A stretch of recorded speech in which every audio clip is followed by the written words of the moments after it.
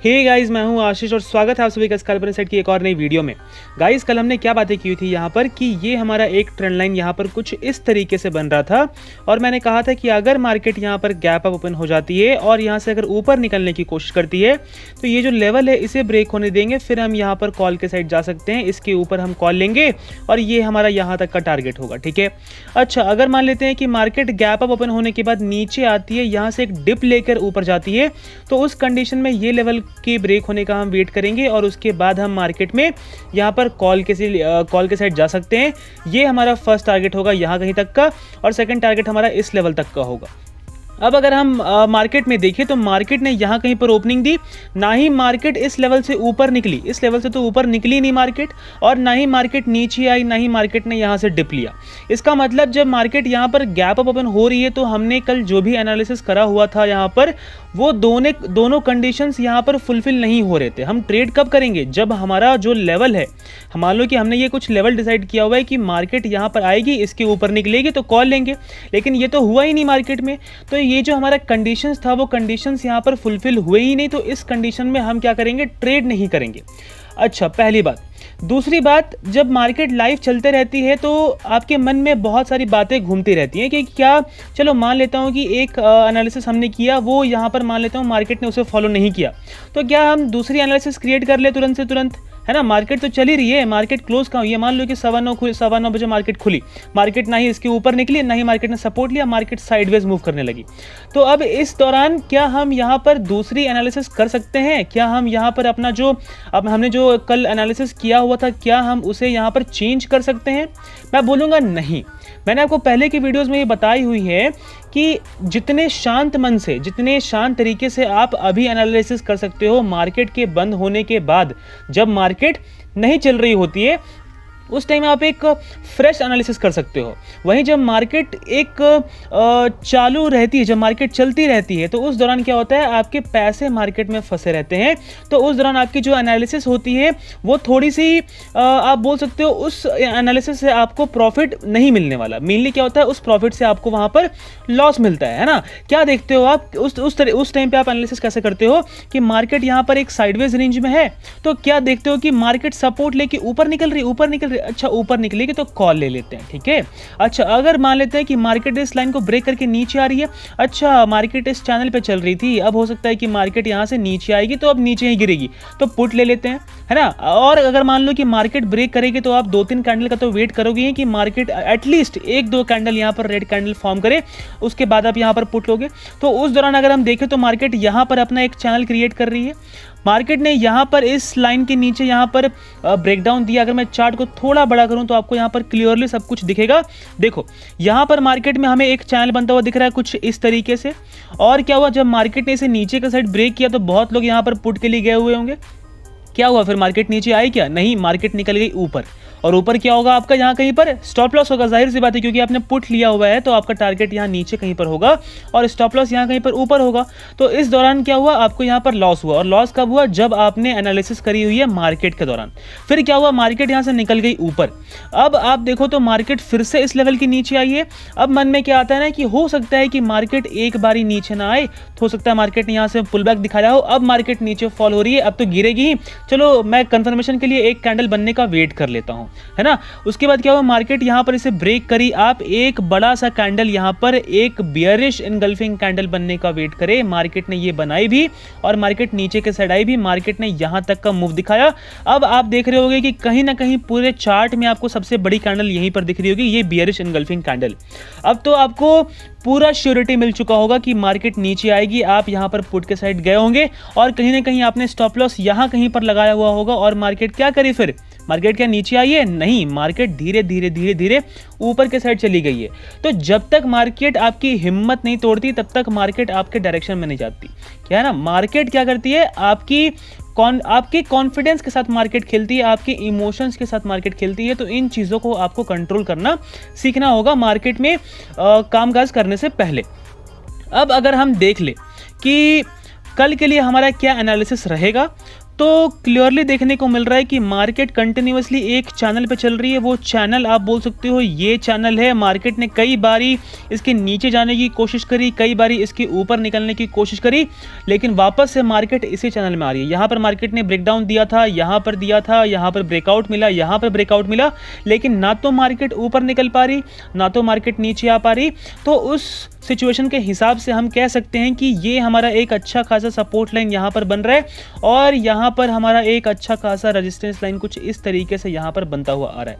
तो अगर मैं एक ट्रेंड लाइन ड्रॉ कर दूँ यहाँ पर, तो वो ट्रेंड लाइन कुछ इस तरीके से बनती हुई दिखेगी। ये हमारा हो जाएगा रेजिस्टेंस लाइन और कहीं ना कहीं नीचे से अगर मैं सपोर्ट लाइन ड्रॉ करूँ तो ये हमारा हो जाएगा सपोर्ट लाइन। अब हमें देखना है कि मार्केट कल के दिन कैसा रिएक्ट करती है। अगर मान लो कि कल मार्केट फ्लैट खुल के नीचे आने की कोशिश करती है तो उस सिचुएशन में हम वेट करेंगे कि मार्केट इस लेवल को ब्रेक कर दे, है ना, मार्केट नीचे आए, इस ट्रेंड लाइन को ब्रेक कर दे और कहीं ना कहीं इस लेवल को भी ब्रेक करे। तो उस दौरान हम यहाँ पर पुट के साइड हम जा सकते हैं। हमारा टारगेट कहाँ तक का होगा? हमारा टारगेट होगा फर्स्ट टारगेट यहाँ तक का और सेकंड टारगेट यहाँ तक का। ये लेवल कितने की है? अगर मान लो कि मार्केट ब्रेक करती है 36,490 को, तो आप यहाँ पर पुट के साइड जा सकते हो। हमारा पहला टारगेट हो जाएगा 36,410 का और नेक्स्ट टारगेट हमारा हो जाएगा 36,324 का। अच्छा, अब अगर मान लेते हैं कि मार्केट यहाँ से फ्लैट खुल के ऊपर निकलने की कोशिश करे तो हम वेट कर लेंगे कि मार्केट इस लेवल को ब्रेक कर दे, फिर हम यहाँ पर कॉल के साइड जा सकते हैं। ये लेवल कितने की है? ये लेवल है अप्रॉक्सीमेटली 36,750 का। अगर मार्केट इसे ब्रेक करती है तो हम कॉल पे जाएंगे। हमारा टारगेट होगा 36,870 का और नेक्स्ट टारगेट हम ले सकते हैं 36,925 का, अगर मार्केट इस लेवल को ब्रेक करके यहाँ से ऊपर के साइड निकलती है तो। ये तो हो गई फ्लैट की बात। अब अगर मान लेते हैं कि मार्केट कल गैप अप ओपन हो जाए यहाँ कहीं पर और या फिर गैप डाउन ओपन हो जाए, इतना कि इस ट्रेंड लाइन के नीचे ही ओपन हो जाए, तो अगर गैप अप ओपन होती है तो हम एक डिप का वेट करेंगे। डिप लेके ऊपर निकलेगी तो अगेन इस लेवल के ब्रेक होने के बाद कॉल। वहीं अगर मान लो कि गैप डाउन ओपन होती है, इस लेवल से एक रेजिस्टेंस खाकर नीचे आती है या फिर यहाँ से एक रेजिस्टेंस खाकर नीचे आती है, तो अगर मान लो कि इस लेवल से एक रेजिस्टेंस खाकर नीचे आती है तो हम वेट करेंगे कि इस लेवल को ब्रेक कर दे, जो मैंने अभी आपको बताया, तो हम यहाँ पर पुट के साइड जाएंगे। अदरवाइज अगर इस ट्रायंगल रेंज के अंदर जाती है और फिर नीचे आती है तो अगेन मैं बोलूँगा इस लेवल के ब्रेक करने के बाद हम यहाँ पर पुट के साइड हम जा सकते हैं। फिर हमारा फर्स्ट टारगेट यहाँ तक का एंड सेकंड टारगेट यहाँ कहीं तक का रह सकता है। ये तो हो गए गैप अप और गैप डाउन के बाद। अगर मान लो कि मार्केट 100-200 पॉइंट की गैप अप या गैप डाउन ओपनिंग देती है, तो अगर मान लेते हैं कि मार्केट में 400-500 पॉइंट की गैप अप या गैप डाउन ओपनिंग हो जाए तो मैं बोलूँगा अभी ये पॉसिबल नहीं है मार्केट में। अभी ऐसी मार्केट की चाल है कि ये इतना बड़ा मोमेंटम मार्केट ओपनिंग दे इतनी बड़ी, ये अभी मार्केट के लिए पॉसिबल नहीं है। अगर देती है तो फिर मैं आपको टेलीग्राम पे अपडेट कर दूंगा, तो मस्ट है कि वो आप ज्वाइन कर लो, डिस्क्रिप्शन बॉक्स में आपको लिंक मिल जाएगा। चलिए अब अगर हम बात कर ले निफ्टी के कि निफ्टी हमें कल के दिन कहाँ पर मोमेंटम करता हुआ दिख सकता है, तो आज मार्केट में हमें थोड़ी बहुत गैप अप ओपनिंग देखने को मिली है, लेकिन पूरे दिन ही मार्केट क्या हुई है, धीरे धीरे नीचे के साइड फॉल होती हुई है। और जितना मार्केट ने आज गैप अप ओपनिंग के दौरान जो मोमेंटम गेन किया था, जो स्पेस गेन किया था, वो मार्केट वापस रिकवर होकर मार्केट उसी पॉइंट पे खड़ी है। थोड़ी बहुत मार्केट ऊपर है जहां पर कल की हमें क्लोजिंग देखने को मिली थी। अब अगर मैं बात कर लूं कि कल के दिन हम निफ्टी में कैसे ट्रेड कर सकते हैं, तो मार्केट एक बहुत ही क्रिटिकल सपोर्ट पे यहां पर खड़ी है। निफ्टी स्पेशली ये हमारी ये काफ़ी अच्छी सपोर्ट बन रही है। तो अगर मार्केट कल फ्लैट खुल के यहाँ से नीचे आने की कोशिश करती है, इस लेवल को ब्रेक करती है, तो हम इमीडिएटली एक पुट के साइड जा सकते हैं, स्कैल्पिंग कर सकते हैं। आप बोल सकते हो कि 15 से 20 मिनट का आपको ये मूवमेंट देखने को मिलेगा और मार्केट हमें फिर यहाँ तक आते हुए दिख सकती है। तो हम इस कंडीशन में यहाँ पर पुट के साइड हम जा सकते हैं और हमारा फर्स्ट टारगेट ये होगा। सेकंड टारगेट हम करीब यहाँ कहीं तक का ले सकते हैं, जो कि 17,320 तक का रहेगा। तो अगर मान लो कि मार्केट ब्रेक करती है अप्रॉक्सीमेटली 17,368 को, तो हम यहाँ पर पुट के साइड जाएंगे। पहला टारगेट हमारा हो जाएगा 17,330 का और नेक्स्ट टारगेट हमारा हो जाएगा अप्रॉक्सीमेटली 17,300 का। अगर मान लेते हैं कि मार्केट यहाँ से फ्लैट खुल के ऊपर निकलने की कोशिश करे, तो मैं बोलूँगा इस लेवल के ब्रेक होने के बाद, ये जो मार्केट ने यहाँ पर सपोर्ट लिया हुआ था ना, और फिर मार्केट नीचे जब इसके आगे तो यहाँ पर मार्केट रेजिस्टेंस खा रही थी, तो इस लेवल को ब्रेक अगर मार्केट कर देती है और फिर ऊपर निकलती है तो कॉल के साइड जाएंगे। फिर हमारा टारगेट होगा 17,440 का। ये लेवल कितनी की है? ये लेवल अप्रॉक्सीमेटली 17,400 का। इसे मार्केट अगर ब्रेक करेगी तो कॉल के साइड जाएंगे, टारगेट लेके अप्रॉक्सीमेटली 17,450 का। अगर मान लेते हैं कि मार्केट थोड़ी गैप अप ओपन हो जाए तो मैं बोलूँगा कि इस सपोर्ट लाइन पे मार्केट कैसा बिहेव कर रही है हमें वो देखना है। या तो मार्केट को यहाँ से डिप लेने देना, अगर यहाँ से डिप लेकर निकलती है ऊपर तो इस लेवल के ब्रेक होने के बाद कॉल पे जा सकते हैं। नेक्स्ट टारगेट हमारा हो जाएगा 17,500 का। वहीं अगर मान लो कि मार्केट और नीचे आती है इस लेवल से जहां मार्केट ने आज क्लोजिंग दी है, यहाँ कहीं से सपोर्ट लेके ऊपर निकलती है तो ये लेवल को ब्रेक होने देंगे 17,400 को, फिर हम यहाँ पर कॉल के साइड जा सकते हैं और 17,440 हमारा एक नेक्स्ट टारगेट हमारा यहाँ कहीं तक का रहेगा। ये तो हो गई कॉल की बात।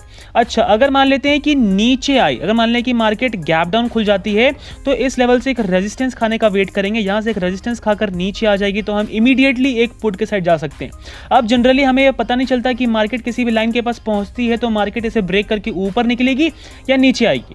तो जनरली मार्केट क्या है कि अगर यहां पर खुलती है, यहां से ऊपर जाने की कोशिश करती है, 10-15 मिनट की टाइम 10-15 मिनट अगर मार्केट यहां पर गुजारती है इस लाइन के नीचे, यहां पर अगर कैंडल फॉर्म करती है तो उस कंडीशन में मार्केट इसे ब्रेक करके यहां से ऊपर निकल सकती है, तो उस कंडीशन में हम अवॉइड करेंगे। लेकिन अगर मान लो कि यहां से रेजिस्टेंस खाती है, एक कैंडल बनाकर मार्केट यहां से रिटर्न होने की कोशिश करती है नीचे के साइड, तो हम इमीडिएटली वहां पर एक पुट के साइड हम जा सकते हैं। फिर हमारा फर्स्ट टारगेट सेम रहेगा यहां तक का एंड सेकंड टारगेट हमारा यहां तक का रहेगा। तो गाइस मुझे पूरी उम्मीद है आपको वीडियो पसंद आया होगा, और अगर ये वीडियो आपको थोड़ा भी हेल्पफुल लगा हो तो इस वीडियो को लाइक शेयर सब्सक्राइब जरूर करिएगा। उसके साथ ही अगर अभी तक आपने हमारा टेलीग्राम चैनल ज्वाइन नहीं किया तो उसे भी ज्वाइन कर लीजिएगा। डिस्क्रिप्शन बॉक्स में आपको लिंक मिल जाएगा, या फिर आप डायरेक्टली स्कैल्पर इनसाइट नाम सर्च करके भी हमारा चैनल ज्वाइन कर सकते हैं। तो गाइस आज के वीडियो में बस इतना ही।